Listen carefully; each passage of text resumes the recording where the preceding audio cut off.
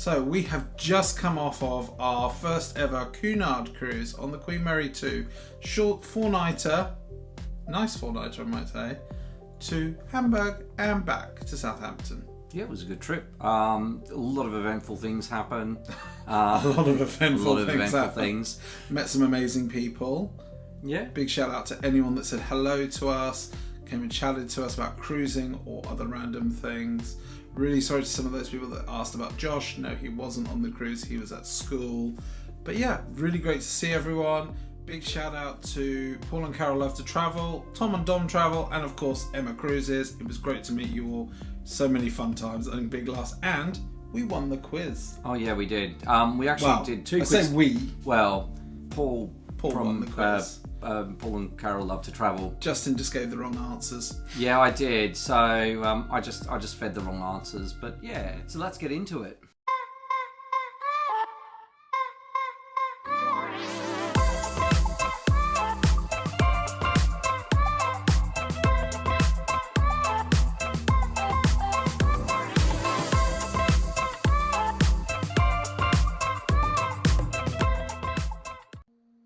Following on from our last video where we were discussing certain topics like ship aesthetics, what our expectations would be of the service, the food, being in an inside cabin for the first time, entertainment and dress code, we just wanted to come back and just sort of give our views on what we thought about all those topics. How we found it. Absolutely. Let's start off with the ship aesthetics. So I think we were bang on this one. It definitely gave me Titanic vibes. Ooh, yes. There was a few instances on board where it was definitely Titanic. So the woodwork, the fancy dining room. The engravings everywhere, the pictures of the Queen, the busts of the Queens or previous royal family. Definitely the ballroom. And we did have some Titanic moments. So I did my Titanic moment on the front of the ship. Had to be done. Yeah, what else? We also even had a fire on board, just like the Titanic. And if that wasn't Titanic enough, we even got to see a documentary in bed about the sinking of the Titanic. I would just point out though, Cunard actually handled the fire that they did have on board in the incinerator silo or something like that. Yeah. They handled it really, really well. It was so professionally dealt with, unlike the Titanic. So the service. So we were really worried about the service. We thought it would be a little bit sort of stuffy, over the top. As Tristan said last time, you know, waiters like putting the napkins on your lap and as you walk away, then folding it up and that. But the service was actually really, really good. Yeah, it was really bang on. I've worked in a lot of hotels over the years and it was just there, but not in your face, not always pushing it. But when you needed it, there was always someone that I don't think I had to wait more than a few seconds for. Just look up and look in the right direction and someone would be there to take your drink order or to answer a question that you had on the ship. So yeah, really, really great. Can't fault that at all. I think the only one thing that I would mention is that we only met our cabin steward probably on the last night, I think it was. And so every time we went out of our cabin, we'd go in, it was like ferries had been in there. The cabin ferries. The cabin ferries. The cabin ferries came every time. But I do like that personal touch when I know a lot of the cruise lines we've travelled on before, the cabin steward will generally come and see you on your first day, make a point of introducing themselves, say hello, see if there's anything you need. And it does make it a bit easier during the cruise if you do need something in your cabin, that if you see them outside in the corridor, you can just, in passing, just say, actually, can I get an extra pillow? Or can I get this? And there was nothing like that. You could, of course, call down to reception and they'd immediately have it there for you. But yeah, just a little bit, like I like that little bit more personable service. And I think it wasn't the most personable service, apart from in the restaurant. Yeah. The restaurant, they were really great, introducing themselves, introducing who would be looking after us, from the main waiter to his assistant and the sommelier. So yeah, but other than that, they were very kind of like almost standoffish in like the rooms and things. Yeah, and being Cunard, I mean, there was no sort of pushy upsells or anything like that. So that was a bit of a relief. But as you said, it's nice to have that personal interaction with the staff. Certainly one thing that's very close to my heart and a lot of other cruisers out there was the food and drink. Now, the food, I have to say, was wonderful. I really enjoyed pretty much every meal. I think even the least favourite meal was probably one of the best favourite meals from any other ship and cruise ship. It was very traditional British kind of style. Well, I say British cruise. There was lots of other styles of food there, but very kind of what I would say is British styles of food. You know, the desserts were things like crepe Suzette and pavlova. There was terrines for starters, beef Wellington for your main. So very yummy. Yeah, it was good. One thing I would have to say though is that on these short cruises you don't get a drinks package, and so what we felt was that just with the gratuities and the drink packages on top would nearly cost one of our fares. So it was a bit of a letdown that we couldn't just have a drink. We drank soda most of the time. I think it's a bit of a shame as well. Like, I get that they don't want it to be a drinking thing, and these short cruises can kind of turn into a booze cruise. But to not even offer like a tea, coffee, soft drink one or something, so that during the day I could sit in a bar or a lounge with other people that we'd met and have a drink and not have to think, gosh, this Pepsi's going to cost me $7-8 on top of the service charge on top of that as well. 15% service charge on top of that, which it really adds up fast actually, and it was a bit. It's definitely a negative on my behalf on that side, was that the lack of any form of even a soft drinks package. That's not going to turn it into a booze cruise. Would just allow you. And looking at the prices, I mean, the drinks packages, they're not particularly expensive. I think a soft drinks one was $10 per person per day, which is pretty good. Which, if you have one drink a day, you've drank your soft drink package. So more than happy to pay that. But I just think that they could do with, I think, introducing something there maybe. But I will note that you do get tea, coffee, juice for breakfast and for your meals and that. So if you can go in between, then that's great. One thing that we also did was there's an offering of room service, and room service was free, and so we used to just order a couple of extra juices and just keep them in the fridge for your breakfast. Yeah, I would say juice and things is not free for lunch or dinner in your room service though. So one thing we did, and I would definitely recommend to do, is the afternoon tea on Cunard. It is an absolute theatrical event. Yeah, and if you can't manage a whole afternoon tea, or you've done it once like we did, and maybe you don't want it every day, although I think there's quite a few people out there probably could do it every day. Exactly. In the Corinthia Lounge, they actually offered just about the same time as afternoon tea in the main ballroom, in the Queen's Room, sorry. They had a selection of cakes, donuts, eclairs and things. And those donuts, especially the filled custard donuts. I'm sorry, I'm a big custard donut fan. It was delicious. Yeah, they were probably the best donuts that I've ever eaten. I could have kept eating those, except for the fact that we had to go and have a very nice dinner. So I, for Valentine's Day, bought Justin and I a nice dinner in the Veranda Steakhouse on our last night of the cruise, actually. And it was really lovely. The steak was probably not the best steak I've ever had, but certainly I've had a lot worse steaks too. We had the steak platter, like mixed with a platter of different steaks, which was really nice actually to do, just sort of share between us, so you get a different piece of steak as well. And the dessert, I had that beautiful little strawberry heart dessert thing with these little pearls of I think they call them like caviar, but they were like little bursts of strawberry, really intense in your mouth. It was stunning, absolutely, really. I could eat that dessert time and time again, actually. Yeah, one really cool thing was they brought out like a case, and they opened it, and there was like all these different steak knives, so you could choose your steak knife, and they had stag horns and cedar and different types of wood. That was just something really nice as well. I went for the applewood. I can't remember which one you went for. I can't remember. I went for wood. Oak, I think. Probably just wood. We both we're really not up with our affair with it. She just sort of said, stag's horn can be a bit heavy. These ones are these, and I just went, yep, just that one. Applewood sounds good. Yeah, that sounds good. So this was our first time in an inside cabin, and my greatest fear was being in a tiny claustrophobic space in the dark and just not being able to deal with it. But to be quite honest, I had no problem whatsoever. I thought it was smaller though. It isn't the biggest cabin. I'm not going to lie on that one. But equally, we didn't really, on this short cruise, we didn't spend much time in there.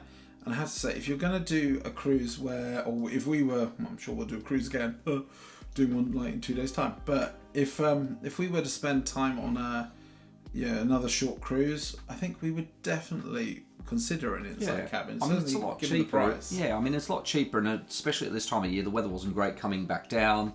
The only thing you miss is maybe a sail out, but apart from that, I mean, I didn't really miss the balcony at all. Yeah, and I think as well, when you're doing a very sociable cruise, if you're out a lot of your cabin, it just doesn't make sense.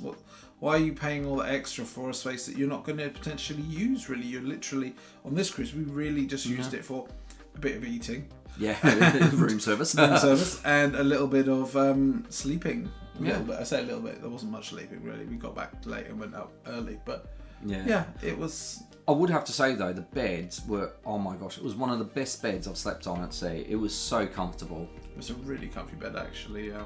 And we also had one of these sunlight light clocks as well, so that woke us up in the morning naturally. So the lack of light didn't bother me at all. And we did have a bit of a slither of light underneath the actual door. It was quite large. Yeah, it was quite a big gap actually.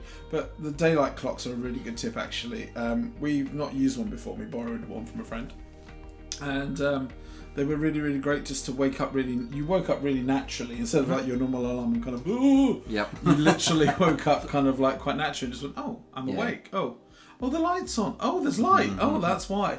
I would say big negative though for us, the bathroom always smelled a bit damp. Yeah. And to make things worse, the shower curtain constantly stuck to us. To both of us. It was awful. I mean, to the point that I was just like, if it wouldn't mean that the water would go everywhere, I would just push the curtain out of the way. This was really annoying. I would get wrapped up in that shower curtain trying to have a shower. It was awful.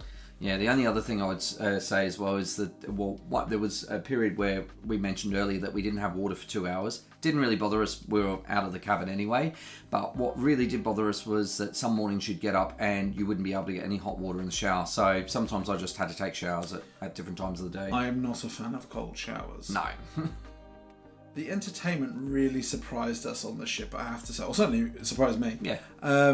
It was really not what I'd expected, actually. The shows were great. They were kind of typical cruise, Broadway type-esque shows, pulling off of lots of different songs and things. Really well done. I think some of the dancers had sadly succumbed to a little bit of COVID weight with the game. And the outfits weren't maybe fitting as well as they could. However, I would still say absolutely amazing skill. Really great and perfect timing, etc. But yeah, couldn't fault them. But yeah, it was the shows were really good. I think we went and saw the Beatles Experience, I think they called it. Yeah, which was kind of funny to watch people get up in the first few minutes of the show and walk out almost like as if to be like, oh, what is Beatles? This? How dare you put this on? Which is kind of comical. The next night that we watched, we saw the kind of Broadway musicals mix and Broadway Rocks, I think mashup show. Yeah.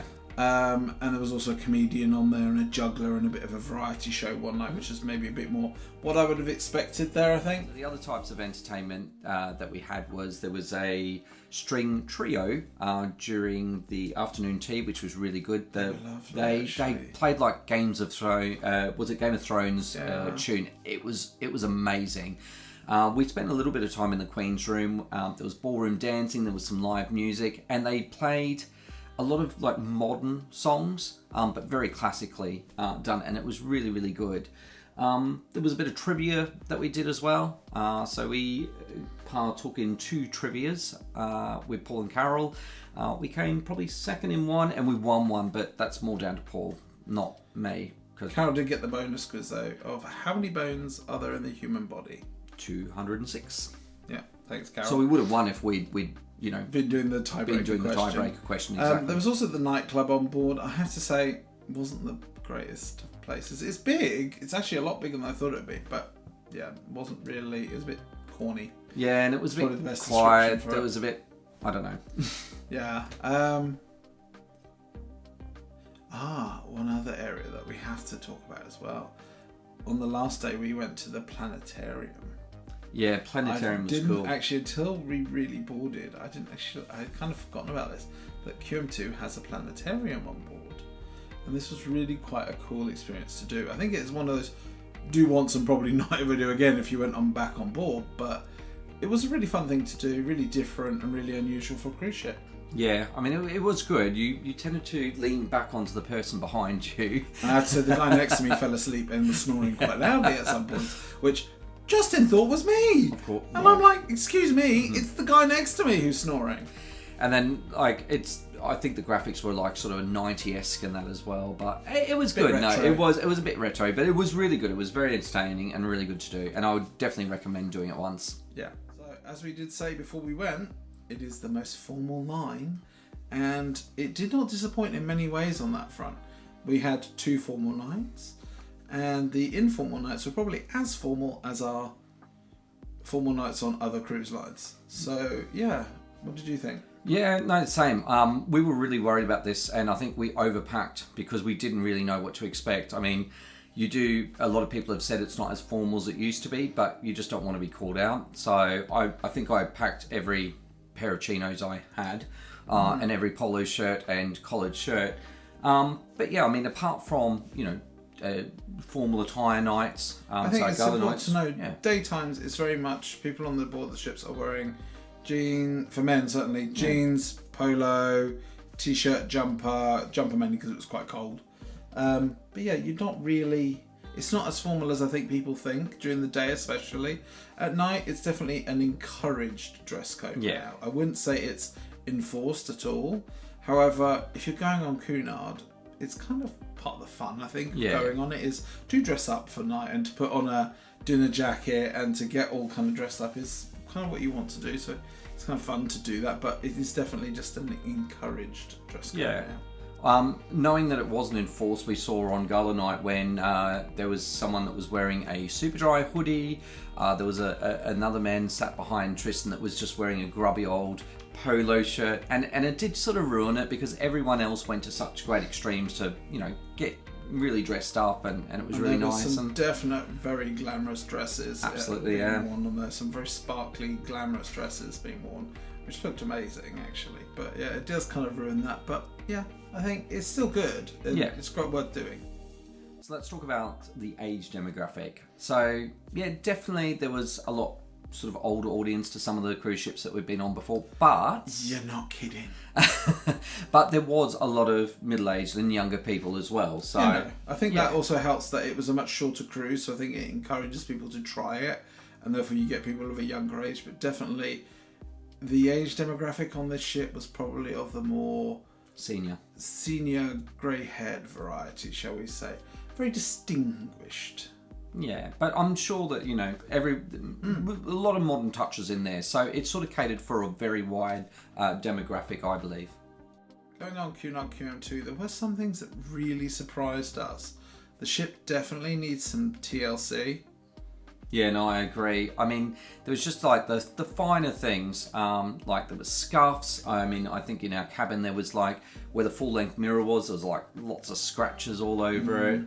Paint peeling on the ceilings, a whole section of our whole lift lobby had the carpet pulled up whilst we were on our first few days of the cruise, and was closed off to the public. And the biggest issue with that, it was one of the main lift lobbies into the buffet and some of the bars on one of the main decks, so really made it difficult. Yeah, I mean, that sometimes works need to be done, but to that extent it was very annoying because the layout of the ship is not easy to navigate. No.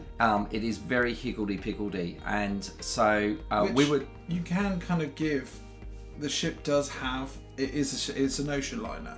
You can give it a little bit of leeway for that, I think, but equally, as Justin said, when they then close off whole sections to do maintenance work that really should be done during a downtime for the ship or a period, it gets even worse, more difficult to navigate. You're thinking, I just need to go down this corridor. No, I've got to go up 3 decks, down 2, walk along, back on myself, and then back to where I wanted to be. And then sometimes you'd get there and you couldn't go somewhere because there was like a railing across the stairs. So it was really frustrating to try and navigate, especially during that sea day. Yeah, the library was really nice, although we didn't really spend much time in there. And some people have said that there's grander ones in the fleet, but it was a really nice little touch, actually. Yeah, it reminded you of, it was a little bit like Harry Potter-esque to a degree, wasn't it? So what, lots of books and wood. It was wood all over the ship. One really good surprise, though, was actually the main dining room. I, for a long time, whilst we've been cruising, been quite fearful of those big, multi-tiered, 2-tiered, big, grand dining rooms, thinking you'd just feel like one of a many, in that space. But actually, it was really impressive, and had this great atmosphere in there. There was this unusual atmosphere. I didn't feel like I was in this enormous space, although I was. So just summing up our final thoughts, I think the food was great. That was a real highlight. Yeah, really clean, impeccable service. Yeah, inside cabin was quite functional, and we would definitely probably try an inside again. Prefer a balcony though. I do quite like my sailings. Yeah. The only thing is I probably wouldn't want a third person or even Josh in an inside cabin, so we'd probably go to a balcony. Been, quite cosy. Yeah. And drinks are really expensive. So what may look like a cheap cruise, you need to also factor in drinks if you're looking at purchasing additional sodas and wine and alcohol. We know it's an older ship, but it does need some TLC. Maybe a dry dock for a little while just to really get it refreshed and back up. There are old ships out there from other cruise lines that are far better well kept, I think, than QM2 is. Yeah, so I think the final thing is would we sail Cunard again? Yeah, I think we would. I think we're definitely interested in trying the other ships in the fleet. For me personally, probably not to try QM2 again. I'm not in a hurry. I wouldn't say no. You said, like you said, I think we'd quite like to do a transatlantic one day, and certainly it was really smooth. Very smooth. Rough seas on the way back, but yeah, I don't know if I'd race back to QM2. Certainly, I think unless they did a massive refresh on it. Yeah. There is a little bit of a charm to it though. It is an ocean liner. It's kind of cool. That's true. Technology is not the strongest point, so there's no like USB plugs and things like that. So it'd actually be interested. I'm really interested in maybe the Queen Anne as well, and I just want to see whether they bring that technology onto those ships as well. I think as well we're quite interested in taking Josh onto a Cunard ship. He does like the finer things, as we know, 5-star Josh. Indeed, 5-star Josh. But certainly QM2 would not be the right ship for him, but I'm hoping Queen Anne might be. They do have Kids Club. It was closed during this cruise because there weren't any kids really on board. But we would like to see what their offering is for Kids Club. And yeah, take Josh on one I think he would enjoy. So yeah, definitely. He quite likes dressing up as well. So exactly. We've got a lot more content coming out. We've got a cabin tour from our inside cabin. That's already out. Check it in the box above. And we've also got a ship tour, daily vlogs, and I think that's about it. Yeah, and we've also got about another 8 cruises still to go this year, and one in 2 days' time. So keep watching for more great, hopeful content. And just remember that if you do see us around, please come and say hi. We really appreciate it. We love talking to people. So we'll see you soon. Bye. Thanks for watching. Make sure you subscribe, ring the bell for notifications, like, comment, and share.